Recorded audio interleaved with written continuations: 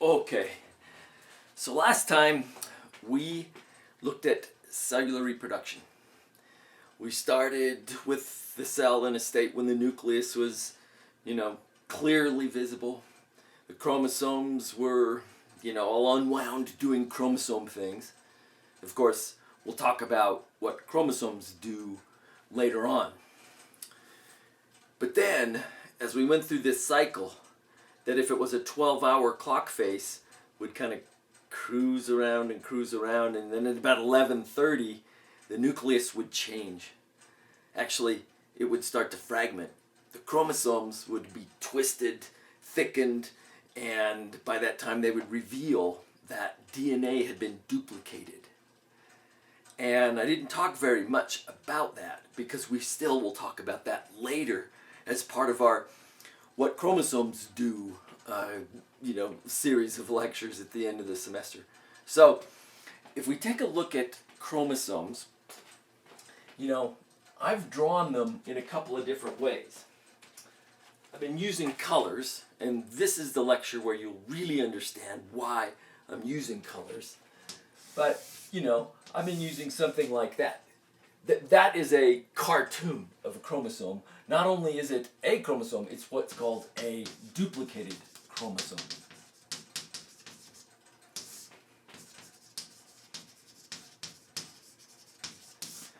And of course, what we have here would be two chromatids.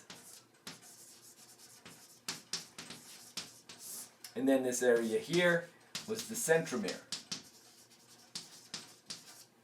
Now, if we wanted to lay this out in a little bit more detail, here's what it would look like. So here's another kind of more intimate level of cartoon, where we start off with double-stranded helix. So everything here would be two strands, anti-parallel, sugar phosphate backbones, nitrogenous bases, the two strands being held together by hydrogen bonding, all that beautiful stuff that we covered once before and we'll get back into again. So what's going to happen here is basically this thing is going to be duplicated, and let's say that I use old as white and I use new as green, and by the time we're all done with this is what we have.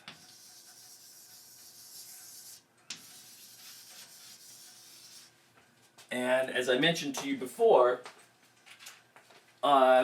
we've got this region where there's some stuff that's kind of holding everything together. So I suppose that's a little bit better of a picture of what a duplicated chromosome is. And again, two chromatids, 1, 2, and a centromere. Two chromatids and a centromere. That's what it is. So it's very important that we understand what a duplicated chromosome is for a couple of reasons. One, for counting purposes, we emphasize the singular.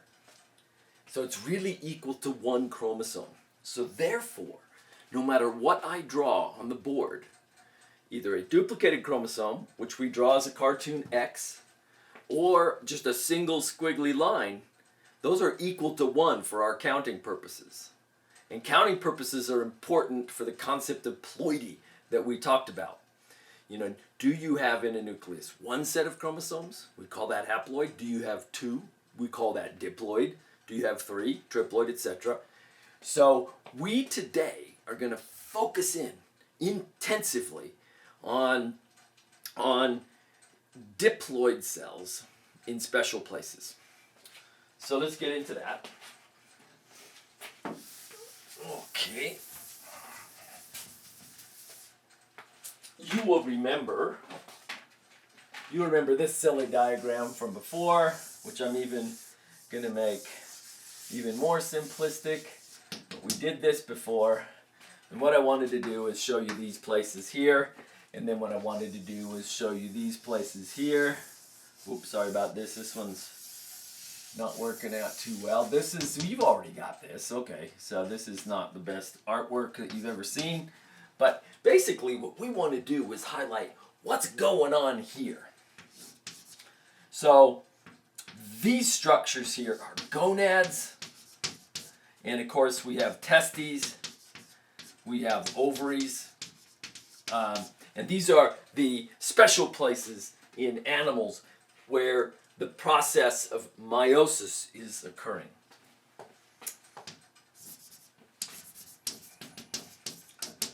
Meiosis occurs here. Now, that of course is the terminology for animals. So gonads is actually animal specific. I want to mention up here, I'm just going to toss it up in the corner, that we should also entertain the thought of plants. In plants and in fungi, meiosis occurs in organs called sporangia.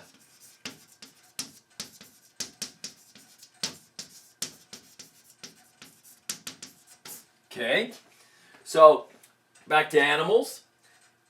Testes produce spermatozoans.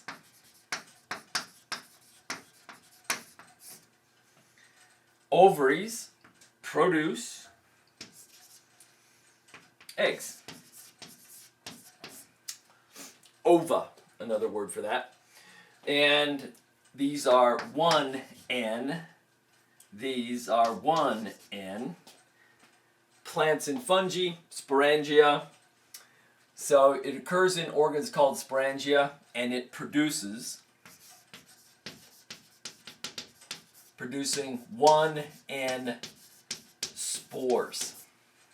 Okay, so that's kind of a snapshot of meiosis. Sexual reproduction is dependent on meiosis. It's that life cycle, especially the most common life cycle, where diploid parental organisms produce haploid gametes, and then the two haploid gametes combine to form a zygote that's diploid, and then we're off to the races with mitosis again to make the multicellular organism. We kind of drafted that life cycle, you know, the last time I took a crack at this simple drawing. Okay, so this is good stuff, man. We're getting there. Now, we're going to go and see an overview of meiosis with a little bit more detail here. Okay, here's our overview of meiosis.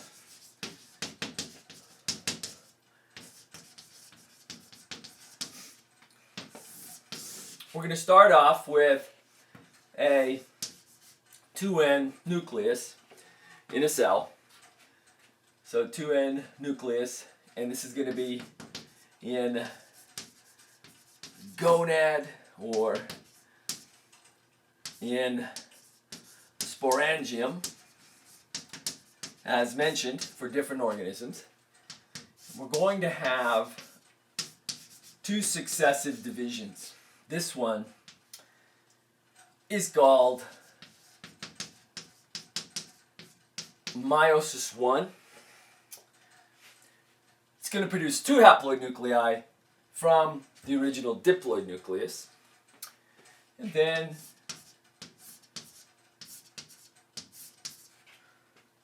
meiosis 2 is going to produce a final set of 4 nuclei. Notice that I'm saying nuclei instead of cells. So we should really apply our language of ploidy to nuclei.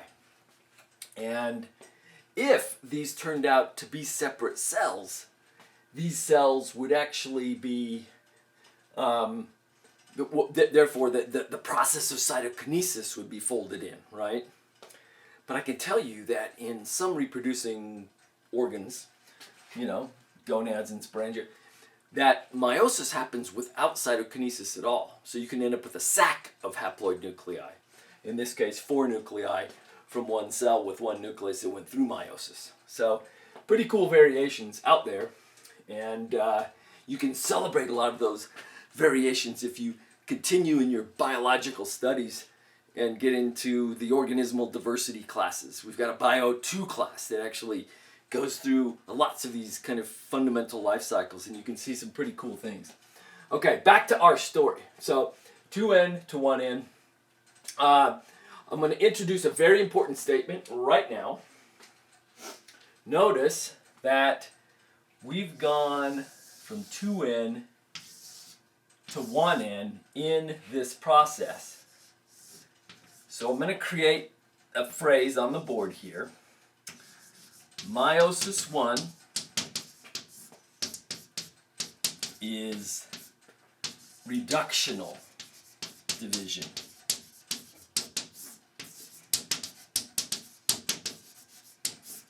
Meiosis 1 is reductional division. So you never want to forget that. Meiosis 1 is the one where the ploidy is reduced in half. And then you're probably wondering, like, why, how, what? You're going to see that. We're going to draw this beautiful process of meiosis on a special piece of paper, of course. You're going to get at the big white piece of paper. We're going to go back to town on this. But anyway, this is our overview of meiosis. I think the other thing that I want to highlight here is that you should expect to see phases that you're familiar with. You should expect to see prophase 1, metaphase 1, anaphase 1, telophase 1, and then over here, prophase 2, metaphase 2, anaphase 2, anaphase 2, and telophase 2. So you're going to see these here. So we're going to have 2 successive divisions. So this is our overview of meiosis, what to expect. Never, never, never forget that meiosis 1 is reductional division. Okay. The other thing, never to forget, is that whenever I draw a chromosome, if it's in a duplicated state, it's equal to 1, because it's not 2 separate chromosomes yet. And if it's one single squiggly line, it's equal to 1. It's going to be important for us to count chromosomes to identify the ploidy situation. Okay, so I'm going to get the big paper, and we're going to have a big paper party. So I'll see you in a few.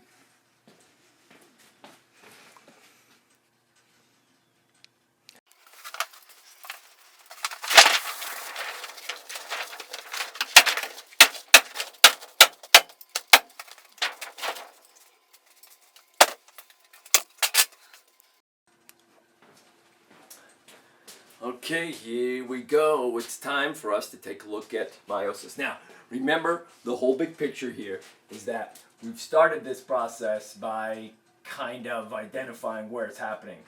So here's our little key to show you what's going on. So it's happening right here, trying to show these features in blue. And then it is also happening right here. Of course, this is more of a model of Homo sapiens. And so this is what's happening. It's happening here. Of course, it happens in a lot of other places too. I've already mentioned that. So this process of meiosis, here and here, meiosis. So we have to go into this thing step by step, drawing beautiful pictures. I'm going to actually end up putting, I'm going to try to stick it all across the board here. So here we're going to start off very beginning with pre-meiosis. Pre-meiosis, we're going to have a big cell. And we're going to see that cell's going to look like a normal cell. Of course, it's going to have nuclear envelope. I'm trying to thicken that up to make it look like a nice, a nice kind of nuclear envelope. And we should describe, since we're doing an animal cell, that of course we have our centrosomes. Not quite finished yet. I'll add yellow to those a little bit later. And then at this point, I want to just kind of lightly shade in the the pigment of the nucleus, and we're going to use two different colors. Okay. And so that's what we have. Now, I think what we ought to do is remind ourselves some things that have happened here. So now, in that nucleus, the DNA, although it's completely unwound, you can't see it. It's actually in the state of duplicated chromosomes.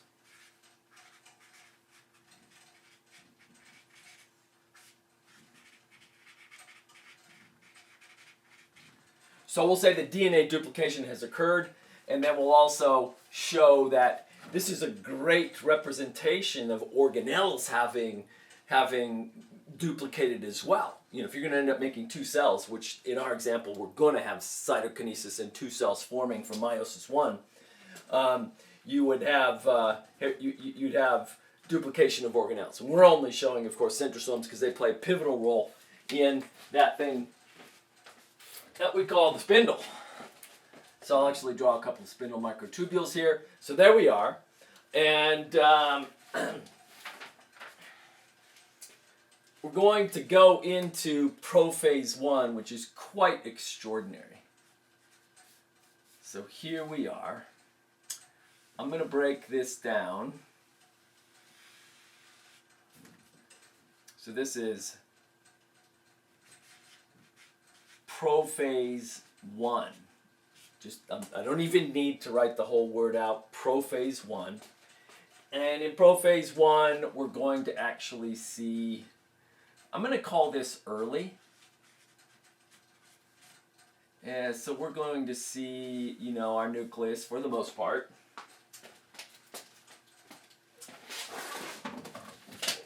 Probably pull open the very helpful text figure as well. It's always good to look at that. Mine will be quite similar. So our text figure is on page 260 and 261. That figure is 13.8.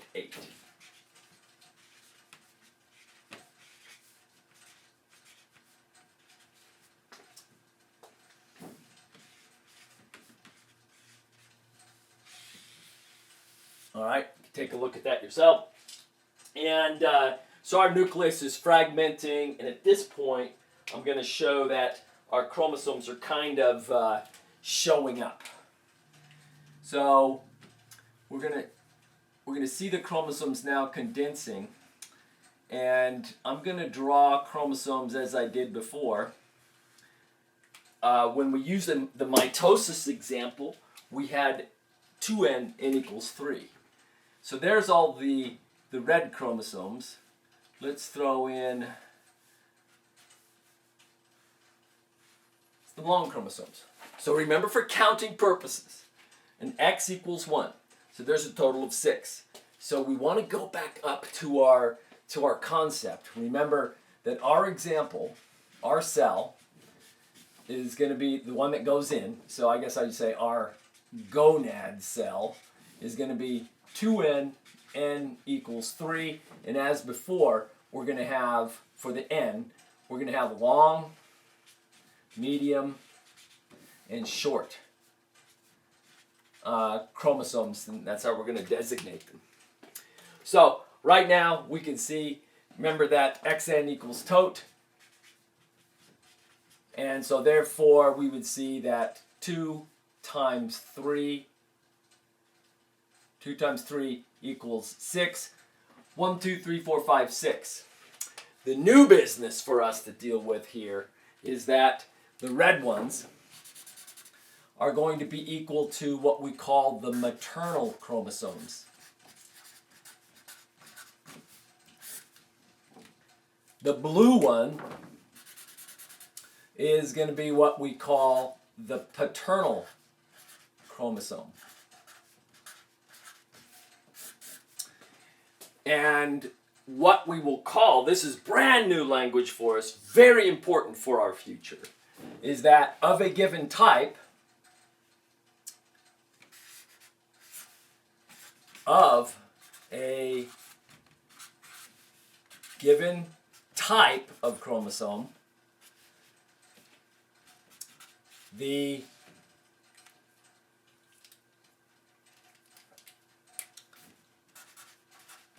maternal and paternal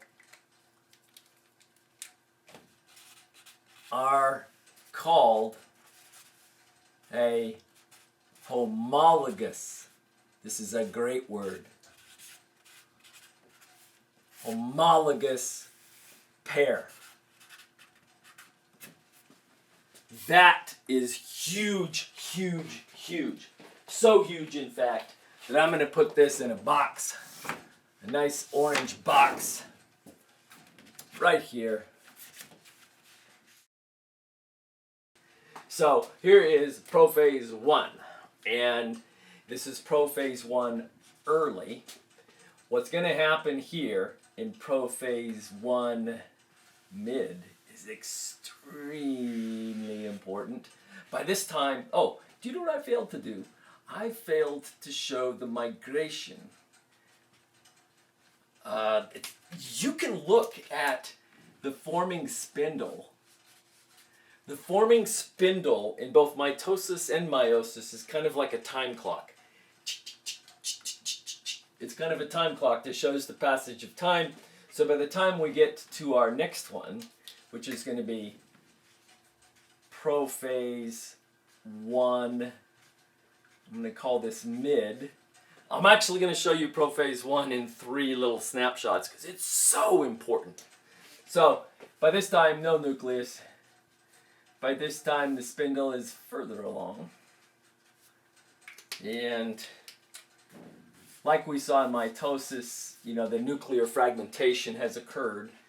By this time, I'm going to write this down. Synapsis occurs. And I'll define this in a minute.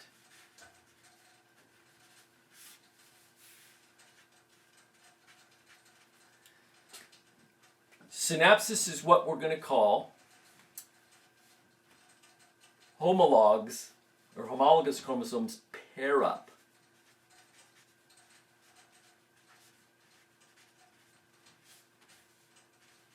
And I'm going to abbreviate this. Homologous chromosomes pair up to form what we call tetrads. Tetra means 4, very important word. So let's draw that. And by this time, I'm also going to show that the chromosomes have kind of even condensed a bit further. They've gotten a little chubbier. So here is going to be our first tetrad.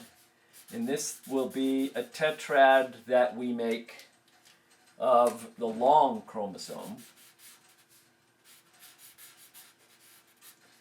So remember that an X is a duplicated chromosome. It equals 1. So this is a homologous pair for our long. Then I'll go ahead over here and do the medium one. And you can put these things wherever you want. And then let's do the short one. The short chubby one. Okay, so these are tetrads then. Grab chalk here. So a tetrad would be, I can just draw, there's a tetrad. So there's 3 tetrads in this prophase 1 state in our cells. Continuing on, we're going to show what happens by the end of prophase 1.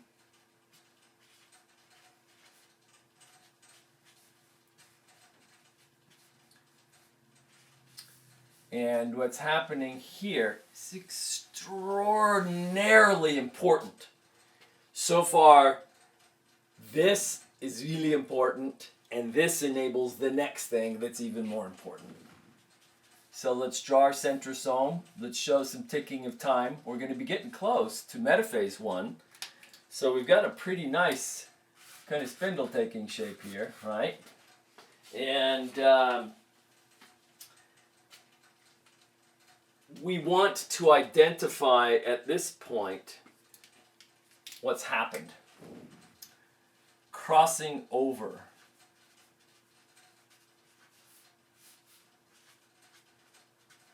occurs.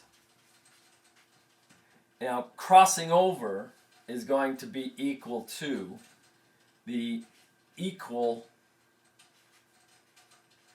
exchange of DNA between homologs.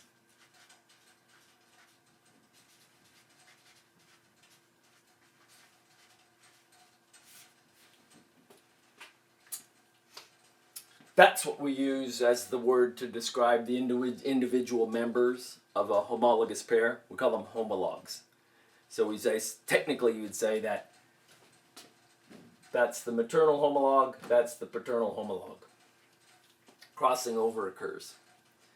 Now, crossing over is something that I'm going to show you at this moment on a little bit of chalkboard.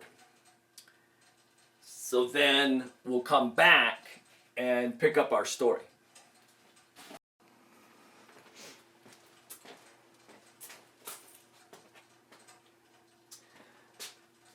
Okay, we're deep now in prophase 1. Specifically, we're talking about, in prophase 1, this beautiful crossing over process, the beautiful synapsis in crossing over process. So, we're going to actually pick up where we left off, where pink is maternal, blue is paternal, and remember, the language of paternal and maternal is homologous pairs. So, we have synapsis occurring. And in synapsis, therefore, we've got these guys pair up to form tetrads. So this whole thing is equal to a tetrad. Tetra means 4, so it's 1, 2, 3, 4 chromatids, and then 2 centromeres. So that's a tetrad. We call this thing a homologous pair.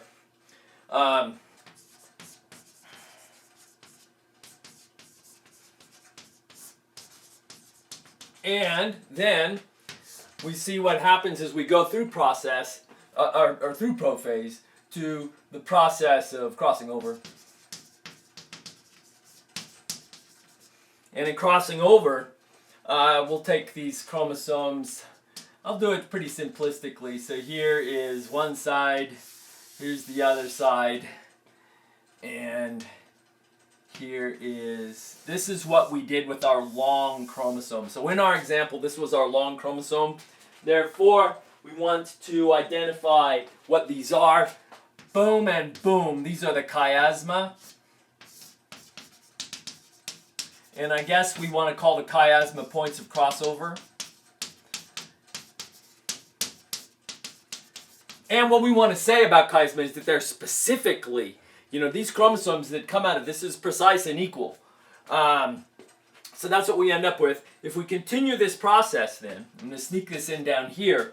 After the process of this particular chromosome then, we have one chromatid that's 100% maternal.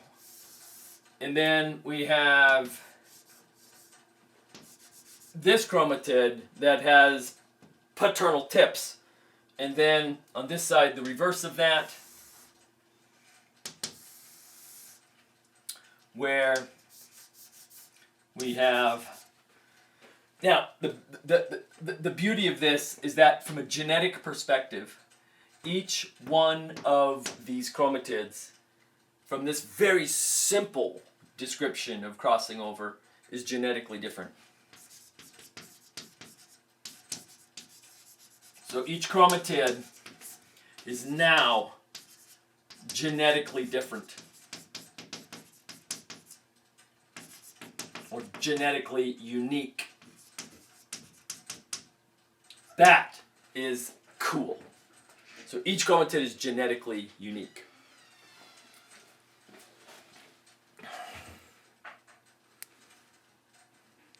What I'm really going to do right now is focus back in on this process of crossing over crossing over is huge.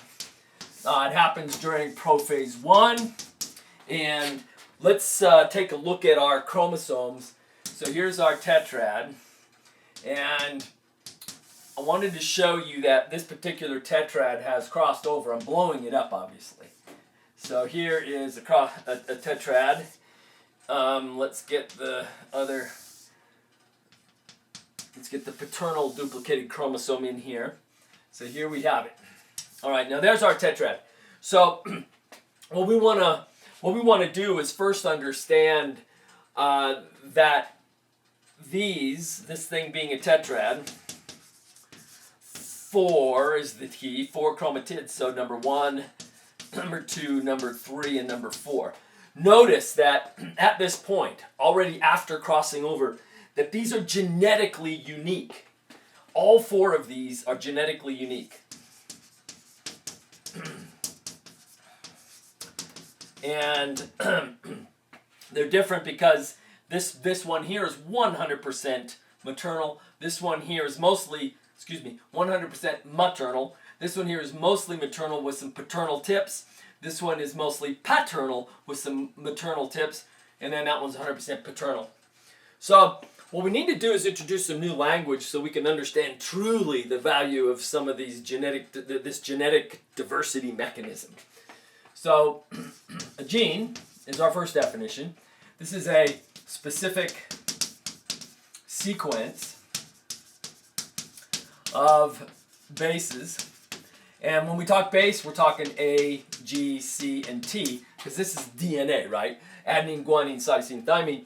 Specific sequence of bases that codes for a specific amino acid sequence.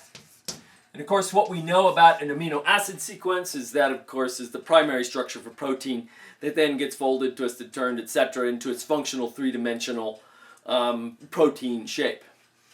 Very, very good stuff. Pulling lots of our early work together here. So gene, specific sequence of bases that codes for a specific amino acid sequence. Now, the next thing we need to add to this is alleles. Alleles are alternate forms of genes. The next term we need to get on the board is loci. Loci is the plural, locus is the singular, and a locus is the location of a gene on a chromosome. So let's take a look at some loci here. I'm going to get another color for this. 2 colors as a matter of fact. So let's say that up here, this here is locus A. Of course, we're looking at actually, there's 4 different alleles here. It's what I'm going to tell you. I'm going to tell you right now. So interesting. Alternate forms of genes. There are 4 different alleles here. And I'll tell you about that. It's exciting. So we have a MAT, and then we have like kind of an MP, and then we have a PM, and then we have a PAT, 100% PAT. So you see that? So MAT, 100% MAT. And then this one is PM, right here. Oops, PM, or MP, let's go this way. And then right here, PM, so that's the opposite of it. And then this guy here, 100% PAT. Wow! The mechanism of this is extraordinary. What has happened here is that these, I need a better color, man. I need a really celebratory color. These ones here. Boom, boom, boom. 3 stars. These are novel alleles. Novel alleles produced by crossing over.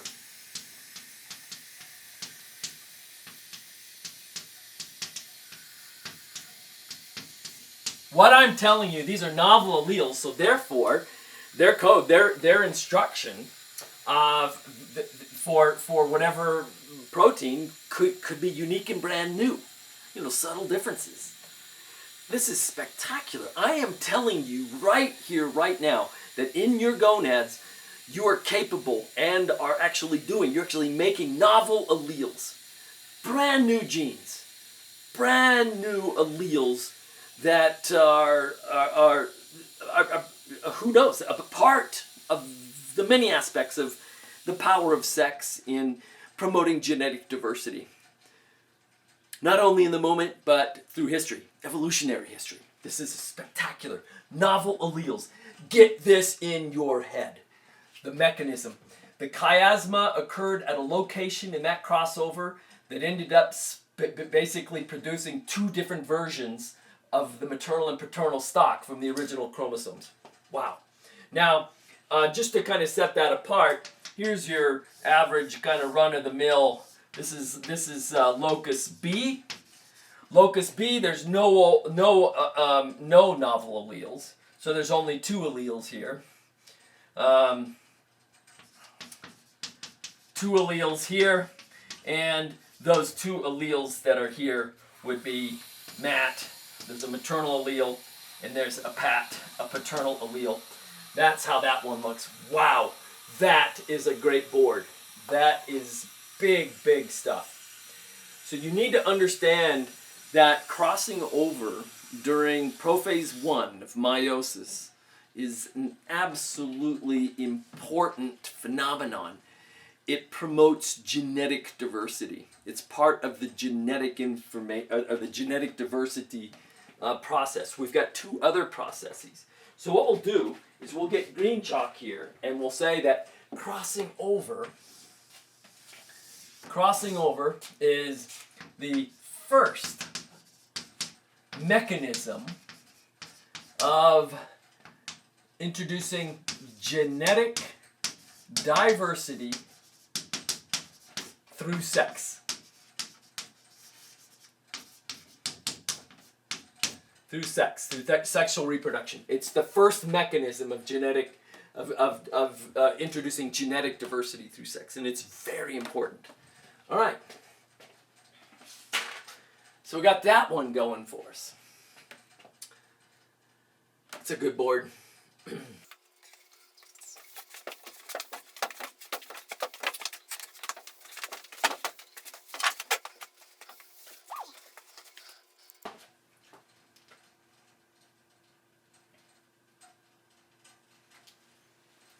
Okay, so here's our crossing over. I need to draw these chromosomes that in a way that represents the crossing over. And of course, remember, we identified the concept that the longer the chromosome, the more chiasmata, the points of crossover. And so we're going to represent that simplistically with our model. We're having 2 crossovers for the long, 1 for the medium, and none for the short. That makes sense. So let's go ahead and show what we've got here for the... So now I've made a paternal chromosome that actually has, on one of the chromatids, maternal tips. And then I'm going to show kind of the other guy, the other one on the maternal that has the opposite of that.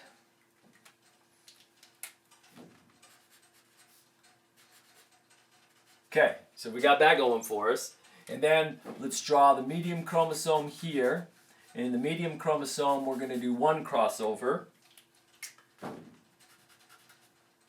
And let's see.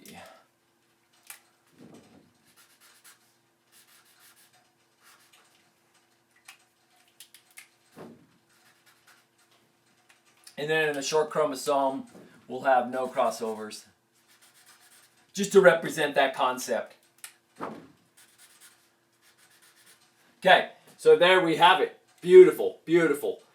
So they're still in tetrad state, obviously. Tetra meaning four, and ad meaning chromatids, so tetra is 4 chromatids, and of course 2 centromeres. If we actually were to take a ploidy check and count the total number of chromosomes, we still have 1, 2, 3, 4, 5, 6. They've changed a bit because of the crossing over phenomenon, but that's what we've got. Now what we want to do is roll in to, let's put a big box around prophase. Here's our prophase box. So much is going on in prophase that, we needed multiple drawings and a chalkboard in between. So man, prophase is huge. Prophase 1, that is. So now we will move to metaphase 1.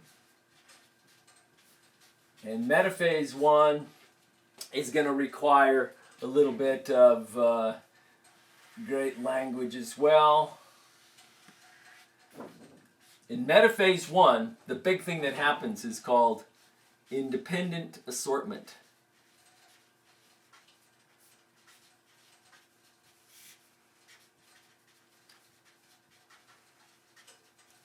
Occurs.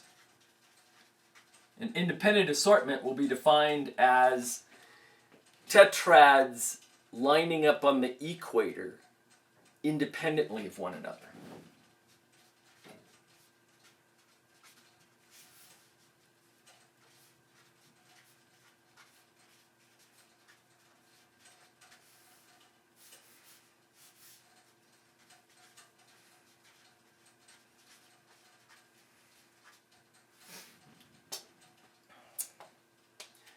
So this is exciting stuff.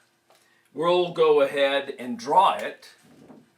So here stands our centrosomes at the opposite poles by this time. I'm going to draw the spindle microtubules last. I'm going to actually put our chromosomes here. And I'm going to throw these guys up with the medium chromosome up at the top, and I'm going to stick the maternal on the left here, and then I'm going to stick the paternal on the right. So that's one tetrad. And then I'm going to come back and throw this guy at you, where we will have our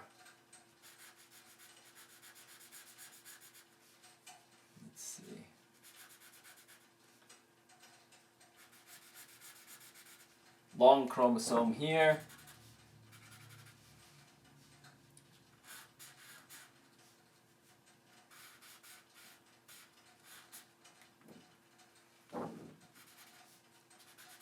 Okay, so there's a long tetrad, and then I'm going to stick the short tetrad here.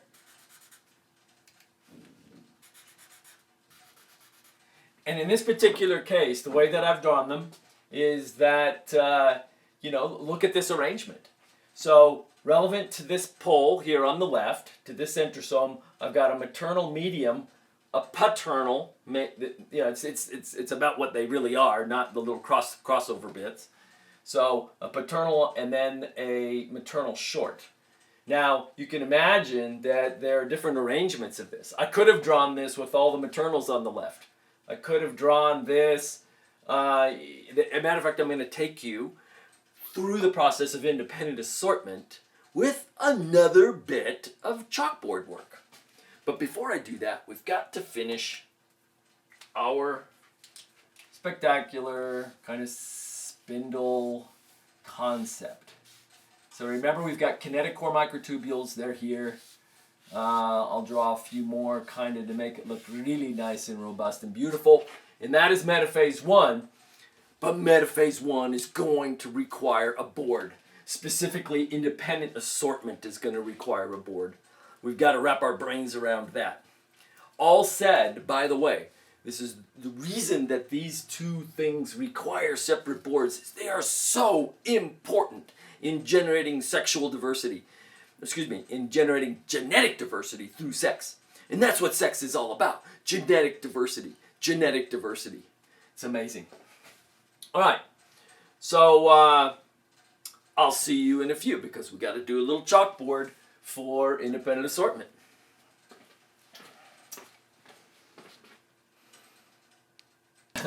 Here we go. So what we need to do is to take a look at a tetrad.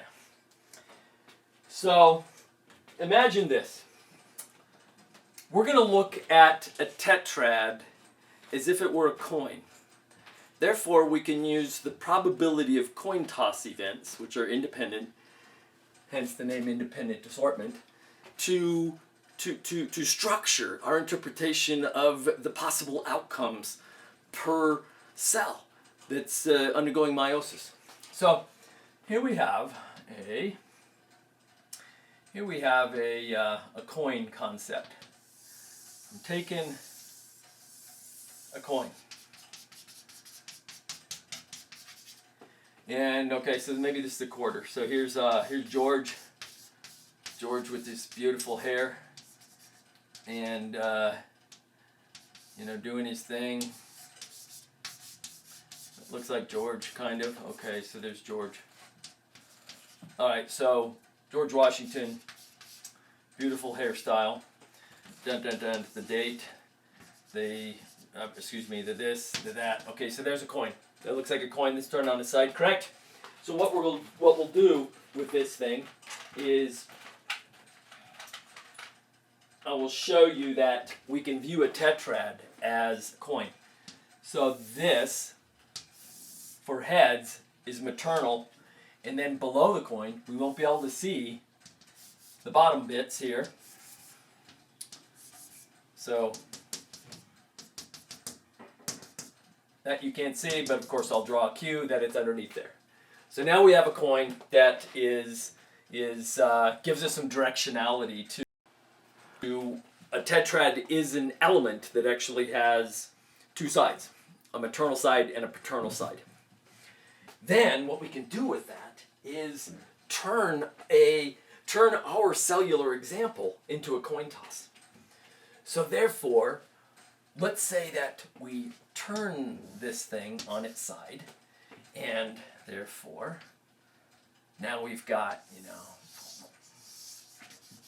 so there's our head. It's George Washington head. And the way that we've drawn this then is, okay, here is a maternal sitting on top, and then here is, a paternal sitting below. So again, the dotted lines show. So this one is, the head is maternal and the tail is head and tail. Head, tail. In this case, the head is Matt, the tail is Pat. Okay, so now we have this concept. I'm going to turn a whole cell into a series of coin tosses. So here it is.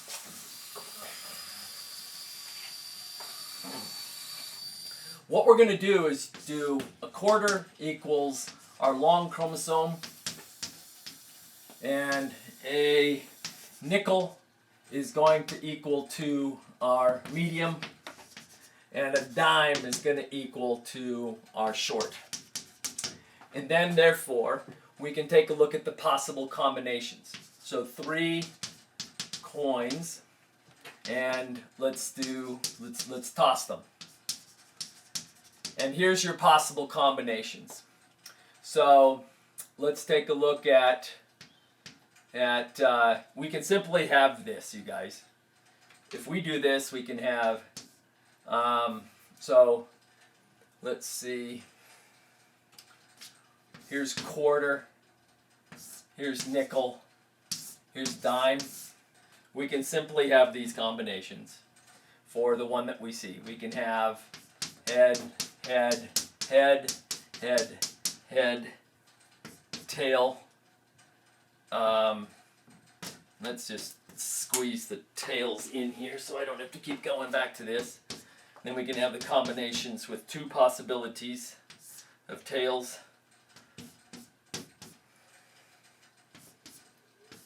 And then finally the last combination is all three tails. So these are our possible combinations, you guys. That's it. So we have a total of 8 possible kind of independent assortment combinations. Because you know when we're in meiosis that these guys are going to split apart. The maternal and the paternal tetrads will break apart, and then the duplicated chromosomes go to the opposite poles. So we have 8 possible combinations for this. It gets a little more complicated when you have to start counting n numbers that are greater than that. This one was really easy for us to do because remember that for our example, this was for our example of n equals 3. There's a shortcut for this.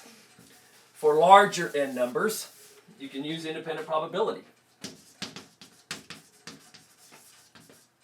For larger n numbers, you can use the following.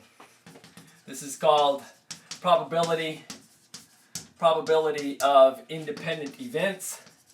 And you can use this formula, x to the n.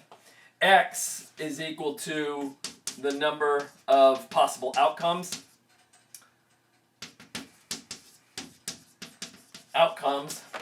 N is equal to the number of events. So I said outcomes per event. So in a coin toss, or in a tetrad,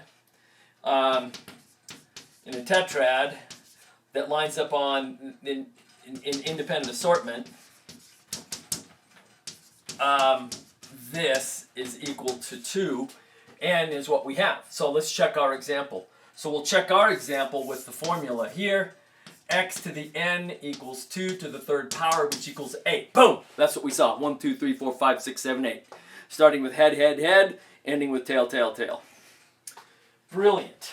Now, what we want to do is take a look at how ridiculous that this gets, how awesome that it gets. Check you out. Homo sapiens, n equals 23. Punch this in.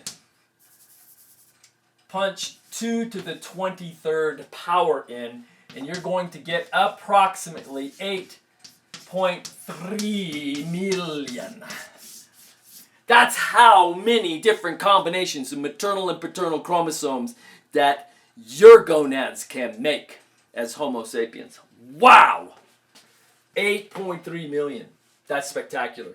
So, underscoring, that's how many, it's kind of, another way to look at it is like this.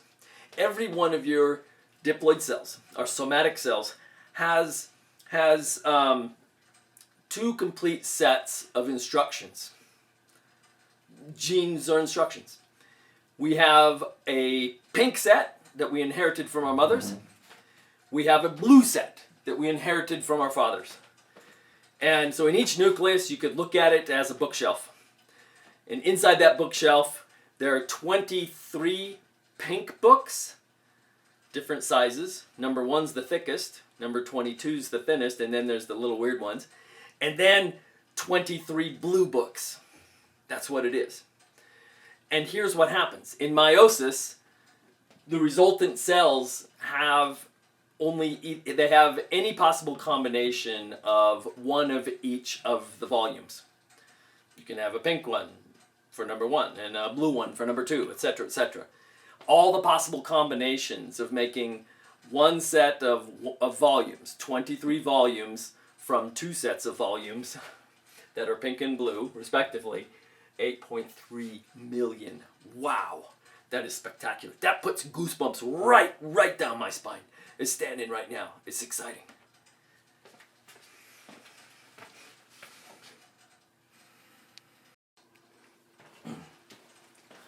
Oh, I'm back, and it's downhill from here. Everything from here just kind of flows. No more chalkboards.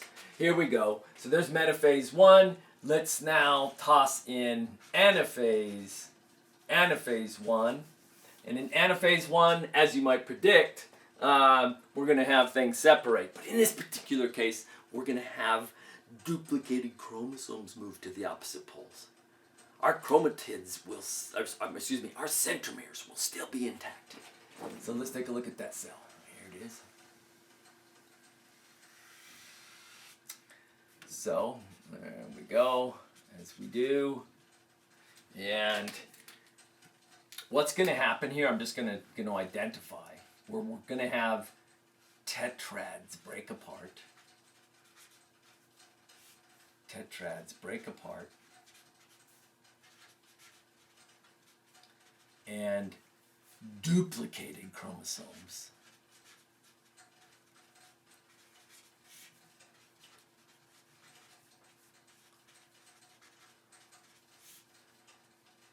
move to opposite poles.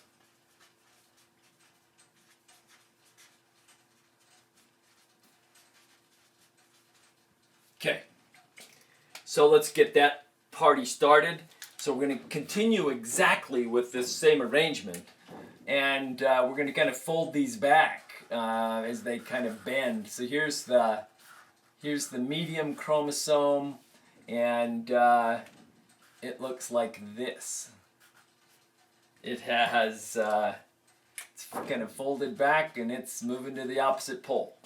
So I guess we can go ahead and kind of throw a spindle microtubule there. Let's go ahead and do the paternal here. This guy's folded back as well. It's longer, of course. And let's get those little red tips that represent the crossovers. So we got that. And then finally, let's do the little wee chromosome. This one didn't have crossovers, so we're just folding back the intact maternal tetrad. Duplicated chromosome. Then on this side, we're going to show what happened on the other, the opposite. Okay, let's see. Do you realize I made a huge mistake? I do apologize. That is, it's only one of those is blue. Doggone it. But let's make it here.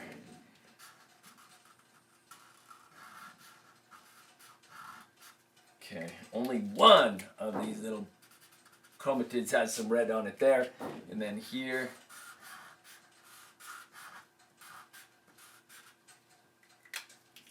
just this guy, folded back. And then finally down here, this guy right here. Okay, finish this up with, little semblance of our microtubules in the spindle. That's anaphase 1. And then finally, we will go to telophase 1. And in telophase 1, we are going to produce two separate cells, not just nuclei. So that means we have to bring in the cytokinesis phenomenon. And in animals, the cytokinesis phenomenon is going to be the cleavage furrow. That's the process. So here we go. Here we go. And notice I've tried to draw this in a way that since we are separating cytoplasm, the cell's not growing really at this point. So we're actually starting with one cell, and these two cells here will be half of the size of the original, at least for a good while. So I'm going to show the nuclear envelope reappearing. I'm going to have my centrosome still there. And then what I'm going to depict in telophase 1, in addition to just the classic bits like the cleavage furrow here and the nucleus, the nuclei reappearing, is I'm going to draw our chromosomes kind of stretched out a bit now. So actually they are going to kind of break off of their condensed state. So that one is supposed to be a medium chromosome. Here's a long chromosome, stretching it out. So let's get a red tip here and a red tip here, then a short one. And notice that I'm doing the color exactly as we did before, because this is the story we're telling. Same cell, next phase. So then let's throw in this guy here. We twist and turn. Let's throw in our big maternal here. Let's see. And Get some blue tips, and then a wee little paternal. So there we have it. Telophase 1, nuclei reappearing, and I think that that's a good picture. I've got just enough board to do the whole story. So what we want to look at now is the continuation of our process. Okay, so that means we're going to roll way over here and start again. So now what we're going to do is follow the fate of each cell. So we're going to go into prophase 2. And in prophase 2, following each of the cells that we had, we're going to show that, well, matter of fact, I'm just going to have our nucleus, it's reappeared, so I'm going to have it fragmenting again. We've duplicated organelles again, so that's important because we need another spindle. So we've duplicated organelles like we did before. And I will actually start to show a few of our little microtubules showing up, spindles forming. Our chromosomes are going to come back to life, so they're going to look much like they did just before in the process. Okay. So, but I'm going to draw them chubbier now. That's what I'm going to do. So they're still the same guys we did before, but now I'm going to draw them as if they have condensed a bit. So here is the medium maternal.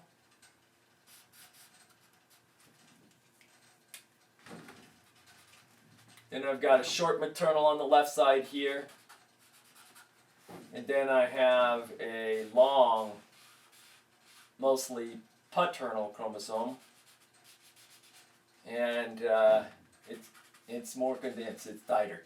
And then on the other side, we'll flip that over so we have a long maternal with two little bits of paternal on it. We've got the small paternal, and then we have the majority medium.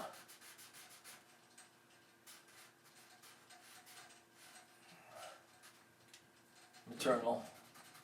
So we got that going for us.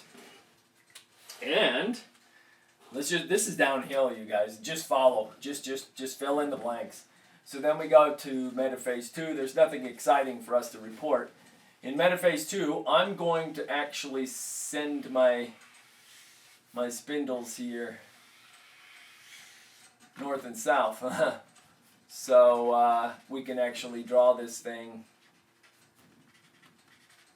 nicely. And as you would predict in metaphase 2, our duplicated chromosomes are going to line up on metaphase plate. No funny business here. Let's see. Here's the way that I'm doing it. So there's the medium duplicated chromosome. There's the small duplicated chromosome that doesn't feature any crossovers. And here comes the long duplicated chromosome that features two crossovers. And let's get out another pen to record our microtubules that are involved here. And continue this to the other side. So this is the other half of the deal, just like we saw before. So now we're going to have our long maternal.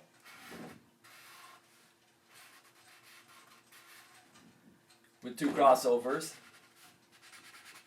And let's go ahead and put the medium, which in this case is majority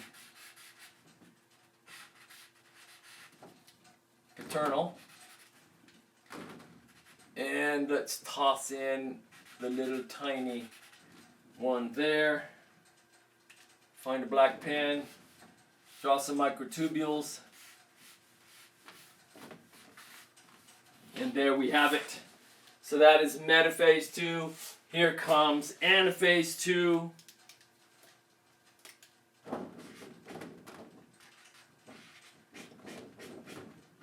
all downhill hill from here, you guys, all downhill. So anaphase 2.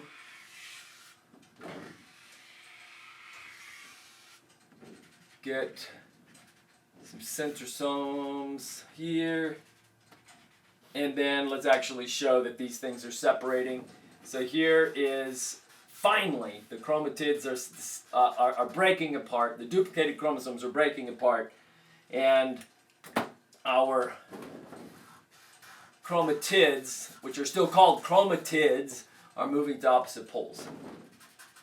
So notice this. I've got this guy. The top part here is 100% maternal. Then I have the little one that had no crossovers, and then here's the long chromosome. The top part had the 2 crossovers. So then down here, we have the part that doesn't have any crossovers. And then here, of course, this like that. And then finally, to finish the deal, for the medium chromosome, here we go. Like that, all right?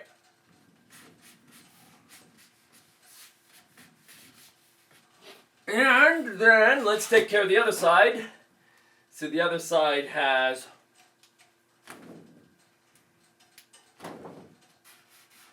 the long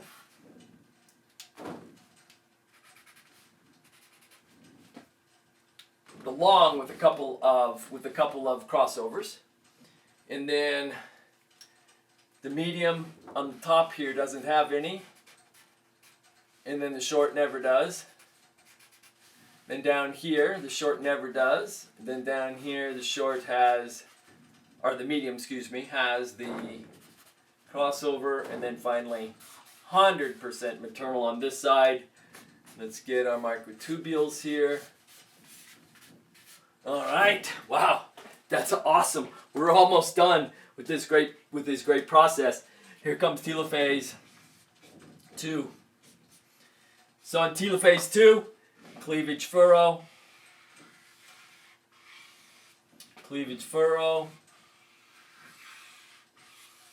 nuclei reappearing.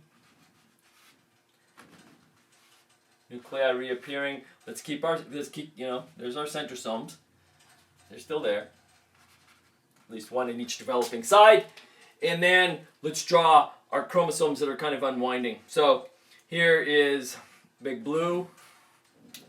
And this was one that had crossovers. Then we have little red stretching out, and we have medium red. That's on the top here. And then down here, here's medium red with that little bit of paternal.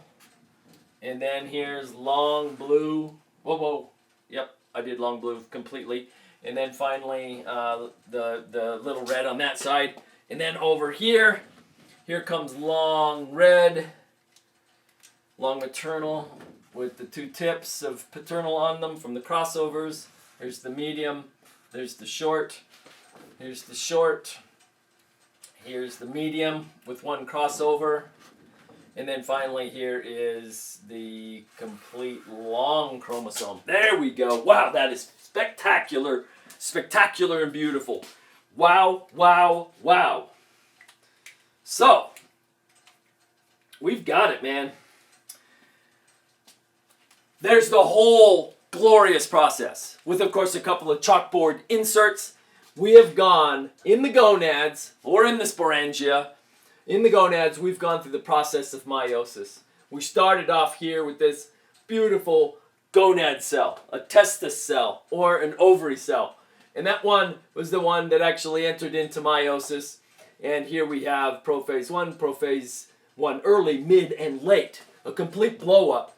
Big stuff happening here, where the duplicated chromosomes condense, they become visible, we can count them.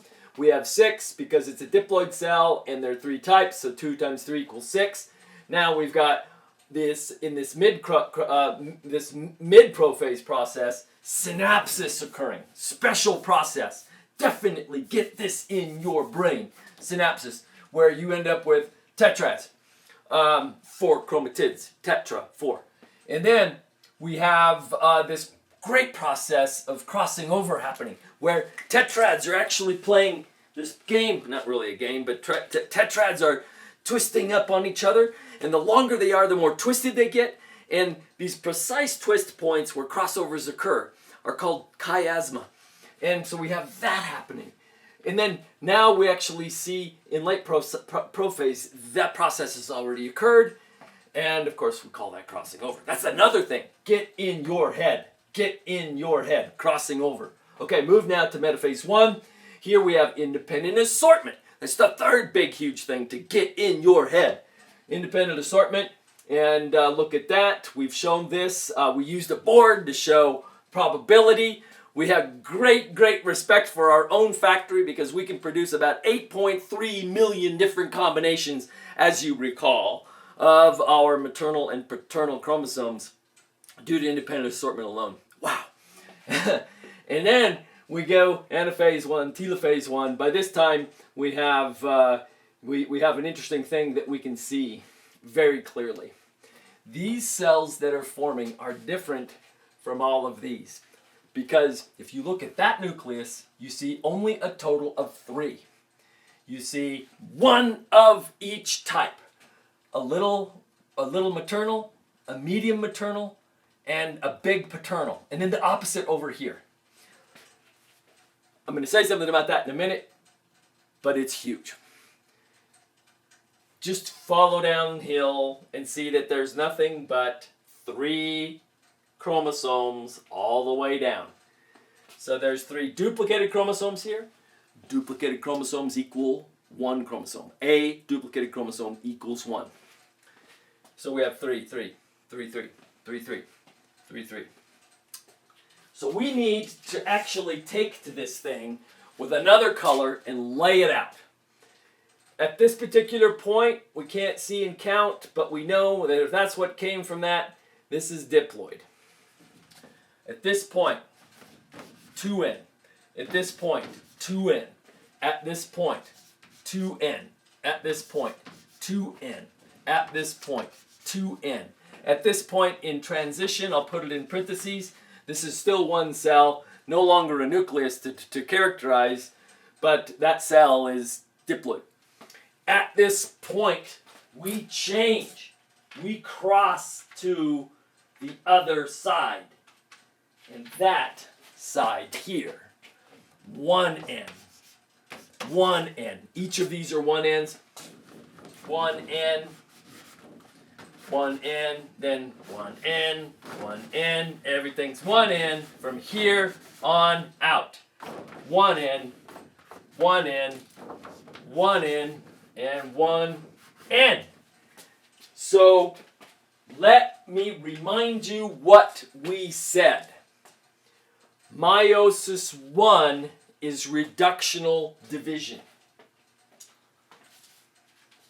Squeeze that in somewhere. Watch this process. We are going from diploidy to haploidy. So remember this. Just look at this and say, wow. Meiosis 1 is reductional division.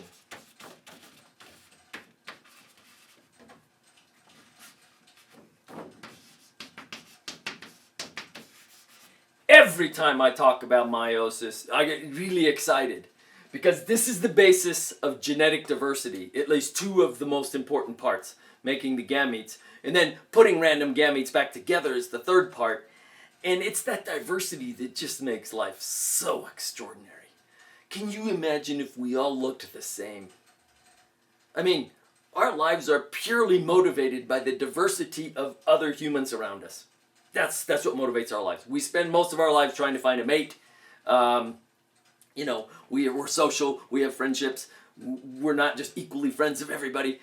We are attracted and appreciative of the way that others around us look. And all of that, the way they look and then the way they act and the way they smell and how tall they are, all those variables are in this factory. So you got to go right back up here. Boom, boom. Testes, ovaries, special places. Close your eyes and celebrate your gonads right now. Just say, oh man, that is the stuff. Okay. So, we're going to take these now on that theme. and show how when they become gametes, the rest of that story is told.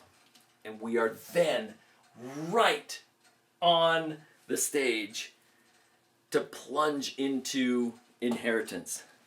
We can do crosses once we understand meiosis. And man, that's a fun thing. We're going to have a whole week of it.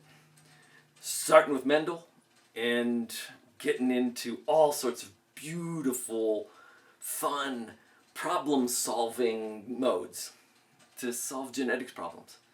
It's fun to be problem solvers. We really haven't been problem solvers for a while. So, see you next week.